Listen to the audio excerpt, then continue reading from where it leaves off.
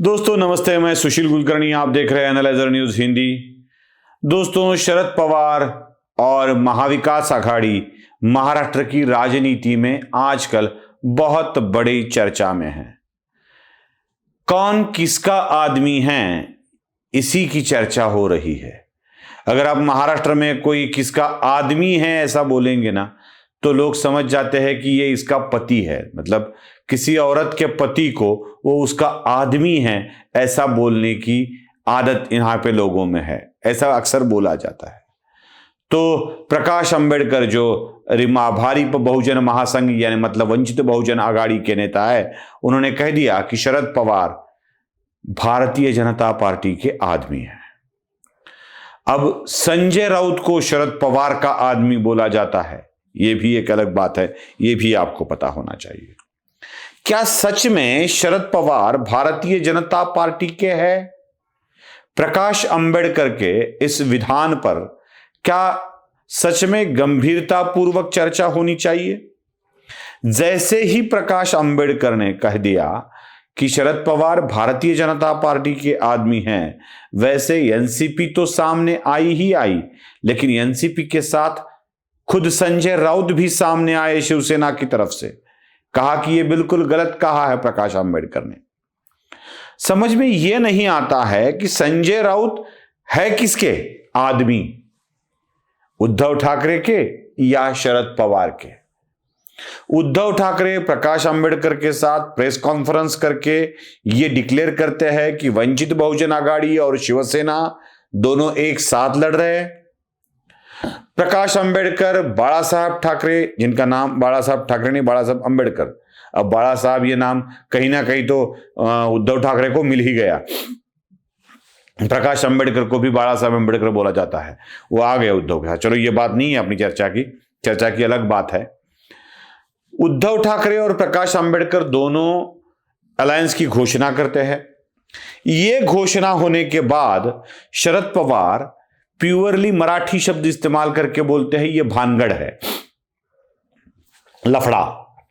शुद्ध हिंदी में बताया जाए तो शरद पवार बोलते हैं ये लफड़ा है, और इस लफड़े में मुझे नहीं पढ़ना है, मुझे पता नहीं है कि क्या लफड़ा है। जैसे ही शरद पवार शिवसेना और वंचित की अलायंस को लफड़ा बोल देते हैं, वैसे ही प्रकाश अंबेडकर बोल देते हैं कि आपका लफड़ा तो बीजेपी के साथ चल रहा है, और बहस शुरू हो जाती है।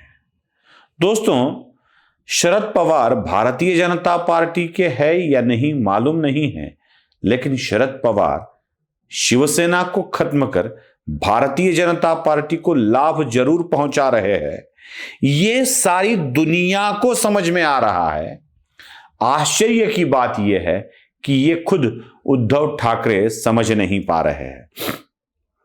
अगर आप थोड़ा सा भी पूर्व इतिहास में जाए, ज्यादा दूर जाने की जरूरत नहीं है, बस 2.5 साल पहले 3 साल पहले जो भी कुछ घटित हुआ वो देख लेंगे तो आपको पता चलेगा कि शरद पवार किस तरह से भारतीय जनता पार्टी को लाभ पहुंचाते आए हैं। थोड़ा सा दूर ले जाऊंगा आपको 2014 में, जब भारतीय जनता पार्टी लगभग 125 के करीब सीटें जीतकर अपने दोस्तों के साथ पहली नंबर की पार्टी बनी हुई थी। तब शिवसेना के साथ अलायंस नहीं बनी थी। शिवसेना भारतीय जनता पार्टी के साथ सत्ता में जाने के लिए राजी नहीं थी। तब शिवसेना अपनी बार्गेनिंग पावर बढ़ा रही थी।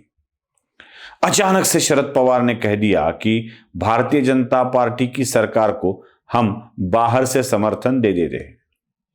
खत्म हो गई शिवसेना की बार्गेनिंग पावर, चुप बैठी शिवसेना। और कुछ महीने बाद शिवसेना के विपक्ष के नेता को ही मंत्री बनकर सरकार में जाना पड़ा था। शिवसेना की बार्गेनिंग पावर खत्म करने वाले शरद पवार बार्गेनिंग पावर को तो खत्म कर चुके थे, लेकिन शिवसेना की असली पावर जो है वो शरद पवार के मन में खल रही थी।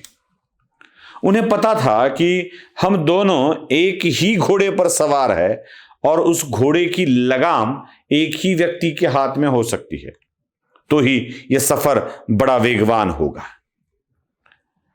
महाराष्ट्र में मराठा समाज की लीडरशिप दो पार्टियों के पास बची है, एक है एनसीपी और दूसरी है शिवसेना। मतलब लगभग मराठा लीडरशिप सिर्फ इन दोनों पार्टियों के पास है ऐसा नहीं है। भारतीय जनता पार्टी के साथ भी मराठा वोट और कांग्रेस के साथ भी मराठा वोट बरकरार है, लेकिन परसेंटेज के हिसाब से अगर देखा जाए तो एनसीपी और शिवसेना इनके पास ज्यादा वोट है। मतलब अगर 100 है तो 60 वोट ये दोनों ही पार्टियां आपस में बांट ले रही है और 40 में भाजपा और कांग्रेस में दोनों में बंटवारा होता है। अगर शिवसेना के पास के मराठा वोट एनसीपी को मिल जाए तो एनसीपी एक सशक्त पार्टी महाराष्ट्र में हो सकती है। शरद पवार ने यह बखूबी पहचान लिया था और शरद पवार शिवसेना को खत्म करना चाहते थे।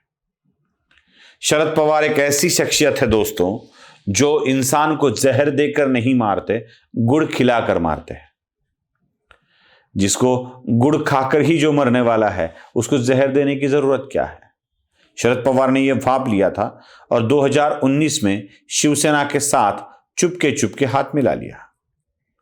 उद्धव ठाकरे को पहले तो मुख्यमंत्री बनाने का लालच दिखा दिया। जैसी ही उद्धव ठाकरे के मन की मुख्यमंत्री पद की लालसा बढ़ी, वैसे ही उद्धव ठाकरे के साथ ऐसा छल किया कि उद्धव ठाकरे सिर्फ मुख्यमंत्री पद ले और सत्ता का सारा हिस्सा शरद पवार के हाथ में सौंप दे। अगर अजीत पवार, ये वाली बात जरा ठीक से समझनी चाहिए, अजीत पवार देवेंद्र फडणवीस के साथ सरकार बनाने के लिए चले गए और यही एक बात आज भी रहस्य है। क्या अजीत पवार शरद पवार के कहने पर गए थे?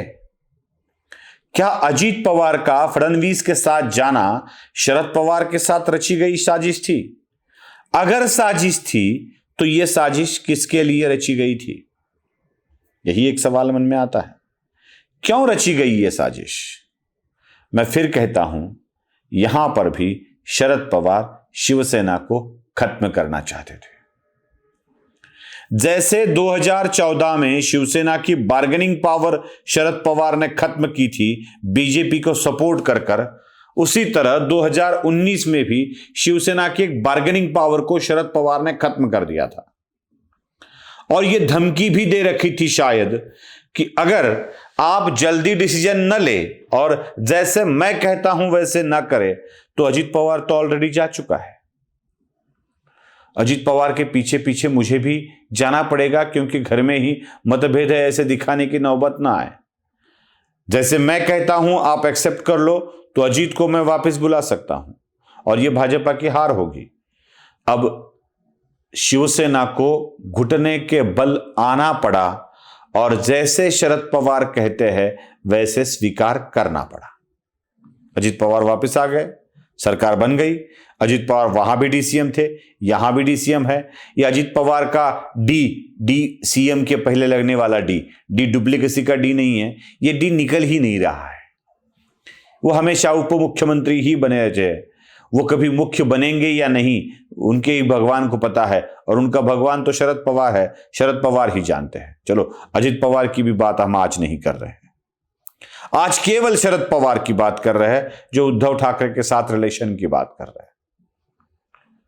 जैसे ही शिवसेना की बार्गेनिंग पावर खत्म हो गई, हाथ में आया सीएम पद न निकल जाए इसलिए उद्धव जो शरद पवार बोले उसको मम कहने लगे और शरद पवार ने अपनी चालें खेलना शुरू कर दिया।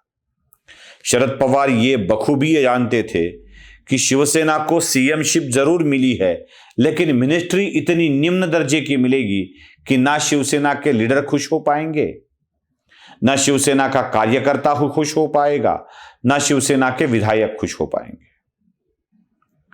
मिले तो भी ऐसे चुटुर पुटुर मंत्री पद जिसमें कोई बड़ा हाथ ही नहीं था, बड़ा फंड भी नहीं था। पिछले सरकार के 2 सालों के राजस्व के अगर विभाग की बात की जाए, वहां बजट की बात की जाए तो आपको पता चलेगा कि 25% बजट ही शिवसेना के हिस्से आया था, बल्कि आना चाहिए था 33%। 25% कहां से? जो एनसीपी को मिला है उसके 25%। अगर एनसीपी को 1 रुपया मिला है तो शिवसेना को 25 पैसे मिले हैं। मतलब 100 में से 25% मिले नहीं, ऐसे भी नहीं बात कर रहा हूं मैं। अगर एनसीपी को 1 रुपया मिला है तो शिवसेना के मंत्रियों को 25 पैसे फंड मिलता था। अब यह नाराजगी बढ़ती चली गई। शरद पवार के सारे मंत्रियों के बजट अच्छे, शिवसेना के मंत्रियों के बजट खराब। अब नाराजगी शुरू हो गई।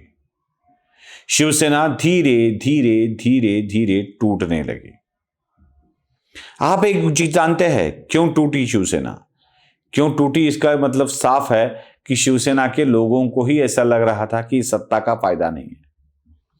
अलग होने लगे लोग और इस अलगाववाद को भी बढ़ावा देने लगे शरद पवार।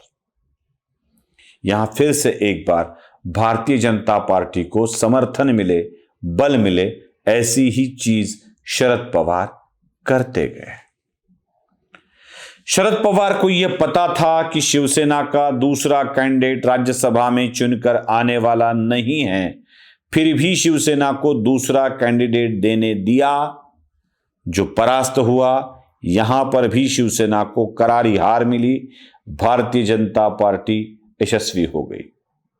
शरद पवार को यह पता था कि नाना पटोले रिजिग्नेशन देंगे तो विधानसभा का सभापति पद दीर्घकाल के लिए रिक्त रहने वाला है। यह सब दिक्कत हो सकती है, लेकिन फिर भी शरद पवार ने ही अगले एक ही क्षण में इस चुनाव को रोक दिया था। याद होगा आपको, विधानसभा अध्यक्ष के चुनाव को शरद पवार ने ही रोक दिया था। कहा था कि राज्यपाल के साथ संघर्ष ना करे। याद होगा आपको। एक एक चीज याद कर लीजिए, एक एक चीज याद कर लीजिए। आपको पता है संभाजी ब्रिगेड और शिवसेना की कभी भी नहीं बनी, भिन्न भिन्न विषयों पर नहीं बनी, लेकिन शरद पवार ने संभाजी ब्रिगेड को शिवसेना के हवाले कर दिया। याद कीजिए एक एक प्रसंग जहां शरद पवार ने जब भी डिसीजन लिया है, शिवसेना बैकफुट पर गई है। शिवसेना को करारी हार का सामना करना पड़ा है।